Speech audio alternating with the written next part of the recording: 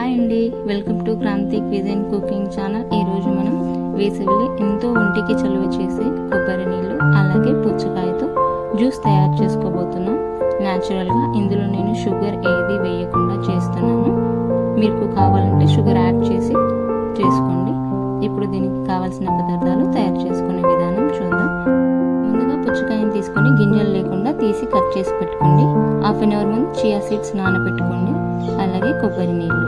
ఇప్పుడు మిక్సీ జార్లో water melon ముక్కలు వేసుకుని వీటిని 1 నిమిషం పాటు బ్లెండ్ చేసుకోవాలి. ఇలా బ్లెండ్ చేసుకున్న తర్వాత కొబ్బరి నీళ్ళు ఏవైతే ఉన్నాయో అవి కూడా ఒక 2 గ్లాసులు వేసుకొని మరొక నిమిషం పాటు బ్లెండ్ చేసుకోవాలి. ఇలా చేసుకున్న తర్వాత మనం ముందుగా నానబెట్టిన చియా సీడ్స్ ఏవైతే ఉన్నాయో అవి కూడా దీంట్లో వేసేసుకొని కలుపుకోవాలి.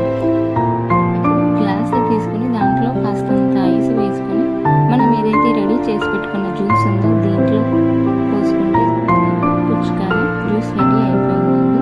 Thanks for watching. వీడియో మీకు కనుక నచ్చినట్లయితే లైక్ అండ్ సబ్స్క్రైబ్ చేయండి. ఇంగ్రీడియంట్స్ డిస్క్రిప్షన్లో ఉన్నాయి, చెక్ చేయండి.